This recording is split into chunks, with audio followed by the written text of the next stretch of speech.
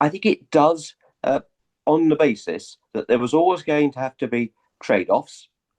There was never going to be a perfect outcome, because the best outcome for Gibraltar would for Brexit not to have happened in the first place. But given that we were where we were, I think the key thing is that we needed an outcome that got a free-flowing border and didn't compromise sovereignty.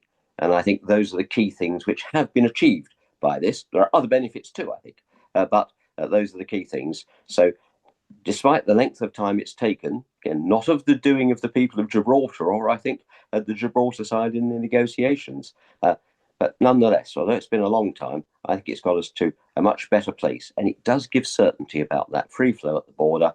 And of course, with those two clauses at the beginning of the treaty, it makes it quite clear that there's no prejudice to the position of British sovereignty. And I think when I was last over in Gibraltar, I had the chance to meet the previous commander of British forces, and the military side are very clear there's no prejudice to the operations of the base either. So it has met, I think, the key red lines. Obviously, everything has been on paper. As from tomorrow, we're actually going to see the treaty's implementation.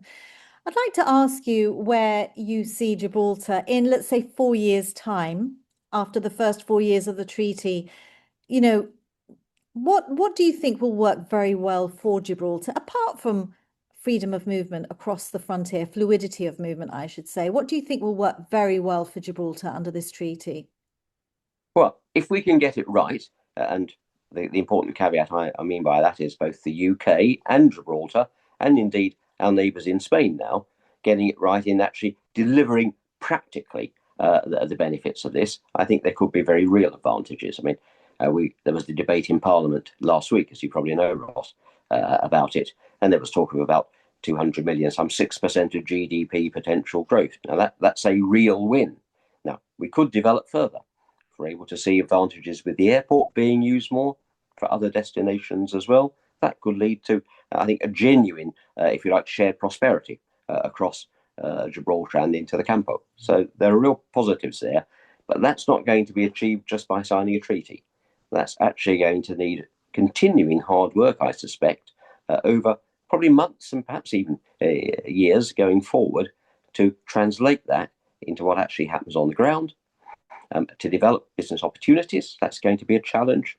And also, maybe for Gibraltarians, just to get used to the idea of the fluid frontier. I can just ask you, we're talking about resetting relationships. There's a lot of resetting here with Gibraltar's relationship with the EU and indeed with Spain, but also with the UK, because we've heard it said a number of times now, this has been a very different negotiation for Gibraltar because it's actually had a seat at the table.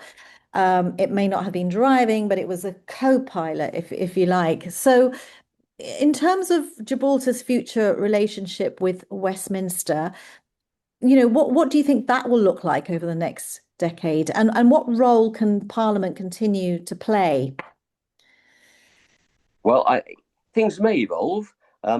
Any changes to the constitutional relationship, I think, is something that's for the people of Gibraltar initially, and I don't see a huge appetite for that. I know there's some talk of representation at Westminster and so on. There has been for all the time I've been involved with Gibraltar. I don't think that actually is the principal issue, and that's for people in Gibraltar to look at. What is important is that we continue to have the very close cooperation between politicians and parliamentarians on both sides. That's why the work of the All-Party Parliamentary Group on Gibraltar is so important. That's why the regular visits that we have between British politicians and Gibraltar are important. And that's why the work of Gibraltar House in London is very important in making those cases.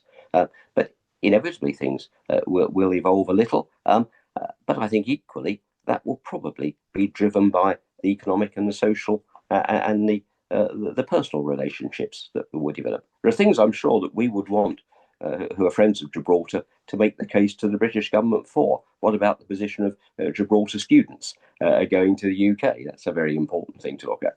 What about recognition of nursing and other qualifications from Gibraltar in the UK, and how we improve links with the NHS back in the United Kingdom? Now, those are practical things that I think politicians, both in Gibraltar and in the UK, ought to be working on So those are the areas that I'd be interested in seeing a practical benefit on, and that might change operational arrangements, but I don't think that's the key issue. It's actually what makes it work for people in practice is the key thing.